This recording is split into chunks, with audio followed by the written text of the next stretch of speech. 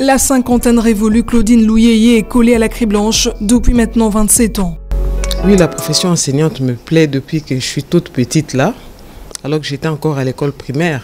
Après l'école, quand j'arrivais à la maison, je rassemblais ma petite sœur ainsi que toutes ses amies.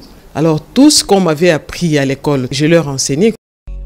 Chef des travaux à l'Institut supérieur pédagogique et technique où elle œuvre depuis 1994, Claudine Louyeye a aussi enseigné à l'école arabe de 1999 à 2009 avant d'intégrer l'école bilingue Jewels de 2009 jusqu'à ce jour. Beaucoup de passion pour l'enseignement, mais pas épargné des difficultés. Claudine Louyeye relate sa routine. Le métier enseignant, ce n'est pas un métier facile. Je voudrais parler de la première difficulté que j'ai rencontrée quand j'étais engagée nouvellement comme assistante à l'ISPT Kinshasa. J'étais toute jeune, comme c'est un institut supérieur pédagogique et technique, et les filles n'aiment pas les techniques. Donc là, comprenez qu'on a beaucoup de garçons. Alors, ces garçons qui me prenaient pour quelqu'un de leur âge, vous imaginez, je rentre dans la salle, dans l'auditoire préparatoire, là, où il y avait beaucoup d'étudiants. Et je me souviens, il y a un étudiant de 3e graduat qui, ce jour-là, s'est dit, bon, je vais assister à ce cours-là, voir comment cette demoiselle-là enseigne.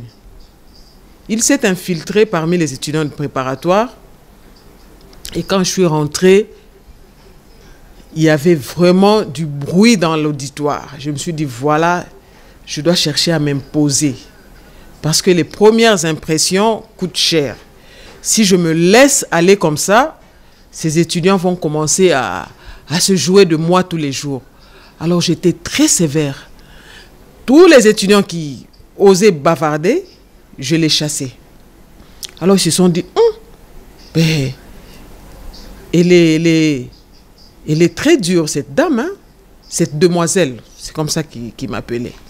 Elle est très dure, cette demoiselle, cette jeune assistante-là. Et depuis, et jusqu'à ce jour, je me suis imposée comme ça. Et quand je suis dans l'auditoire, j'ai des techniques là pour punir les dérangeurs. Maintenant, je ne les fais plus sortir. Mais une autre difficulté au secondaire maintenant, vous savez que les élèves là vous surnomment comme ça. Il y en a qui vous appellent China Rambo. Il y en a qui peuvent vous appeler Karaba la sorcière. Pourquoi? Parce que vous êtes sévère. Et moi, je me dis, bon, ce sont des enfants, je comprends, c'est le métier que j'ai choisi. Et on fait avec.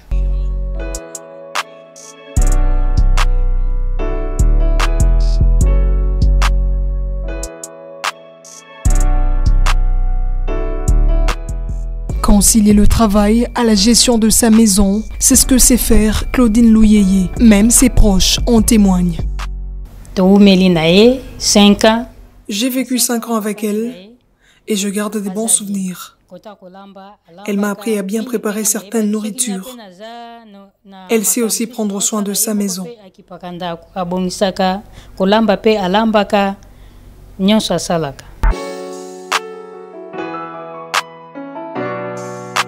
Bien que passée dans la méditation, la Journée nationale de l'enseignement, célébrée ce 30 avril, est une belle occasion pour cette professionnelle de la craie blanche de rappeler au gouvernement ses responsabilités vis-à-vis de l'enseignant congolais. L'enseignant est le sous-payé. Je connais des collègues comme ça qui ont été refusés dans leur belle famille. Pourquoi? Parce qu'ils sont enseignants. L'enseignant congolais est clochardisé.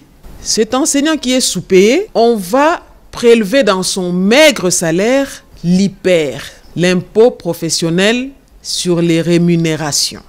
Vous vous rendez compte? Parce que moi, je n'ai jamais vu un pays où le salaire, au lieu qu'il augmente, du coup, le salaire baisse.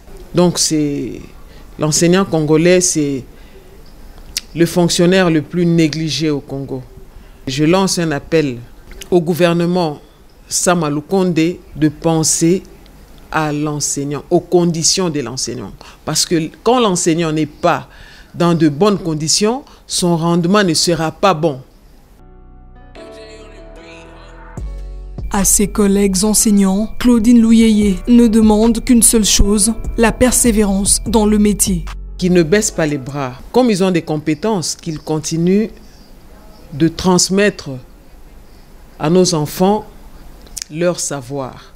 Qu'ils ne se découragent pas, puisqu'ils sont battants, qu'ils continuent à travailler avec amour, parce qu'on dit que le métier d'enseignant, c'est un métier d'apostolat, d'accord?